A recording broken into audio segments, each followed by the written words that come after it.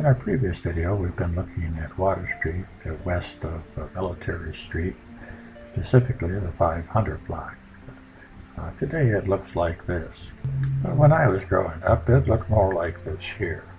That's the People's Bank you see on the near corner. And today we want to look at the 600 block, which starts, of course, at 6th Street. Of course, 6th Street doesn't go all the way across water, but that's where it starts, right next to the Sherman Building.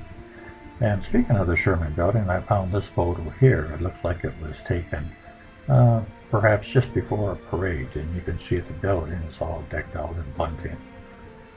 And of course a float out front, and along with probably their employees to advertise in their company, the Riverside Printing Company.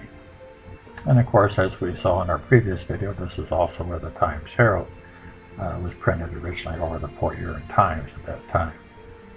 These next two photos show the 600 block of Water Street.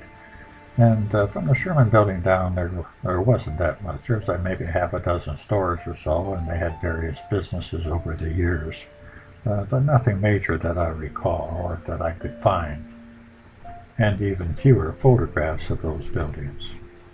This would have been probably just before they tore that whole block out of there. But we do have a few photos, mainly before my time, and probably yours. This here photo was taken on 6th Street looking north, just about where it joins with Water Street. And right next to that tall building, which is the Sherman Building, that white building there, you can see that. That one we have a pretty good picture and some information on. And it was there for decades, but it wasn't there when I was growing up. This was Godley Tailoring and Cleaning Company. And to the right there, you see the Sherman Building.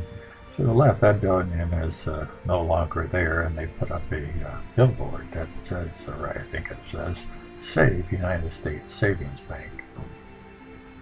I also found this advertisement in the high school yearbook. So let's clean up Port Huron High School. The godly way is the only way. And I think I would agree with that. In this photograph here that was taken on top of the Federal Building, you can see the establishment of Godly Cleaning in the right bottom corner of the photograph. This photograph was later made into a postcard, which you see here. Of course, in this photograph, or this postcard, Godly Cleaning has been cropped out. But you can see the next building we want to look at, and that's the Wright Carriage Company. That's the large rectangular round building that you see here. And it says Carriage shop on the signage. Of course, its heyday was before the invention of the automobile, and they of course designed carriages like the one you see here, and all aspects or parts of the carriages as well to take care of any repairs. And here you see carriage workers hard at work. This is a great photograph of the building you can see here. And of course this was after the automobile was invented, and you can see that they adapted to it. As we zoom in here, you can see that now they do auto painting. And although the business was there for decades, they couldn't quite adapt to the change in the carriage to the automobile. And by the 1920s, at least according to the directory, they were no longer there. The building right next to the Wright Carriage Company to the west was Hoffman's Bazaar. And you can see from this advertisement, well, exactly what it was. Here you see a photograph of Hoffman's new Bazaar. It was called new because the old one was right across the street, a smaller building. And here's what it says about it. Hoffman's new Bazaar at 619 Water Street is directly across the road from the old place. The success of this store has been phenomenal, and it is the wish of everybody that it will continue. Nearly everybody can remember when Fred Hoffman started his little store. The place was soon overcrowded with fancy goods, jewelry, and novelties, and ladies' goods. When customers began to swarm the place, and before long, it was a case of jam and push in the little place all day long. Fred finally introduced his now famous 1/4 off sales, and that settled the fact that he must have a larger store. The new place is completed, and Fred's is now one of the finest places on Water Street. He makes a specialty of wedding presents and has some of the finest goods in the state. All kinds of first-class jewelry, watch, and clock repairing. I believe Fred Hoffman was certainly an entrepreneur because there's this much information still remaining about his store and even pictures of it. So that's in our favor. In that same 1900 advertising brochure that we were just looking at, we see another establishment that was just a couple doors down from Hoffman's, and that's Abernethy and Lutz, and they were steam fitters and plumbers. And in this photograph here, you can see their commercial vehicle, I guess, the horse and buggy. And you can see the advertisement on the side, Abernethy and Lutz Plumbers. A couple doors down from Abernethy and Lutz, there was a barber by the name of Milliken. And in his advertisement, he said, "Boost the barber that boosts you." And thinking about that, I assumed that boost the barber would mean with your patronage. And of course that boosts you. Anybody that's been in a barber chair knows that he can boost you with that lever right alongside the chair. And it looks like he had a little side business going too, where he sold cigars and candy. In this map of 1867 put out by Historic Mapworks, you can see the 600 block of Water Street, and that arrow there gives you a reference point. The arrow was pointing to the Wright Carriage Company. That was the long rectangular building. But if you look a little bit to the bottom of that, you can see 7th Street. And that 7th Street ends at Water Street. It doesn't go across because, of course, there's no bridge yet. But it gives you an idea of what that corner looked like back then. And basically just a couple of houses there, it looks like. And as we zoom out, you can see that the federal building hadn't been built yet.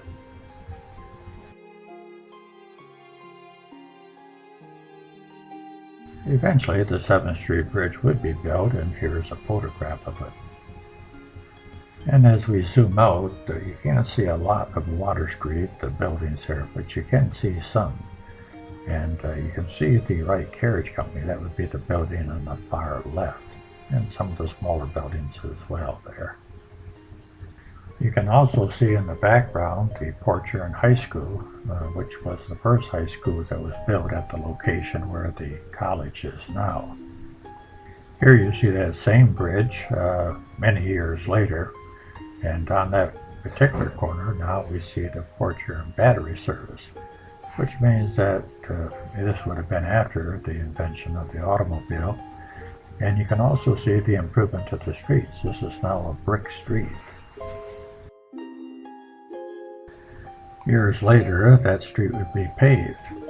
The bridge would be different, and that corner would be different. As you can see here, there's a high-speed gas station on that corner. On the opposite corner, you can see that there's a gas station on that corner as well. And this gas station here has a canopy over it, as you can see. And I believe this is a standard station, although there's nothing on it that could to say. But years later, it was a standard station. And you can see it in this photograph here. You can see that the canopy is gone and straight down to the bare box of the gas station. The pumps are still there though. And years later, it'd be converted into a donut shop, Dick's Donuts. As many of us can attest to that went to Port Huron High School, it was a very good donut shop.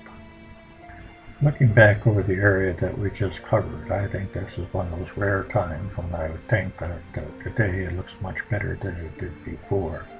Perhaps not during its heyday, because in its heyday, that was a nice looking block. But in my generation, when I was growing up, those buildings had already deteriorated to a point where they didn't look good anymore. And the riverside especially looked bad. So I think today it looks very nice, a vast improvement.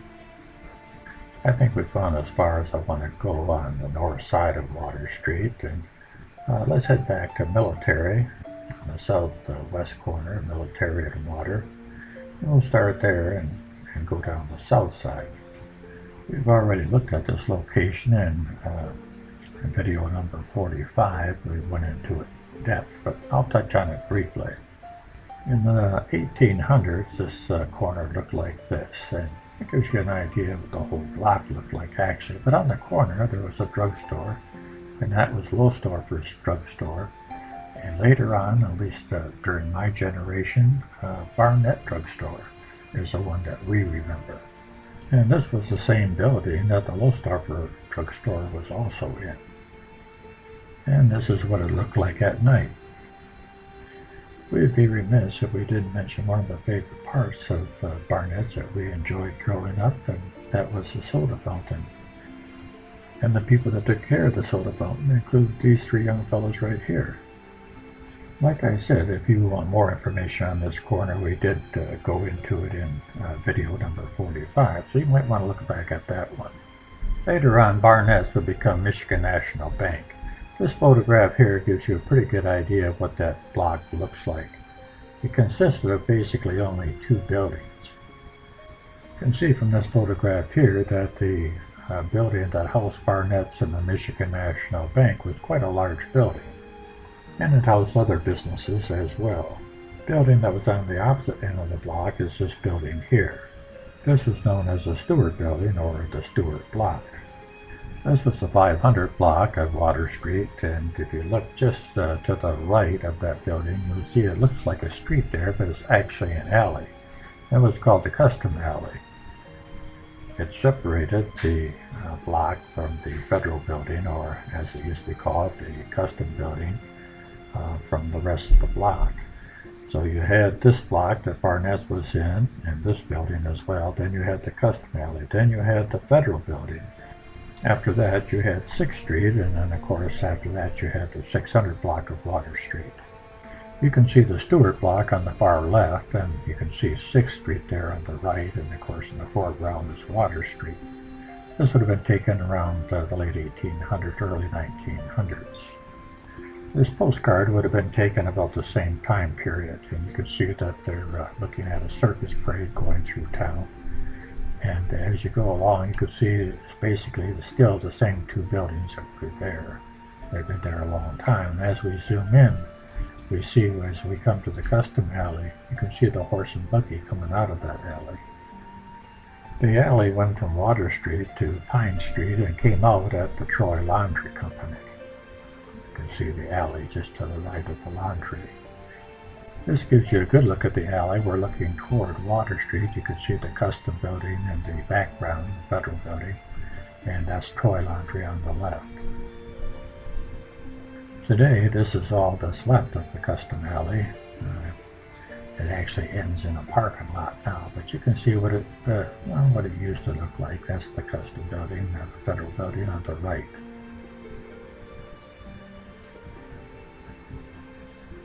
In our next video, we'll look at some of the businesses that were inside those two buildings we just looked at. So join me then.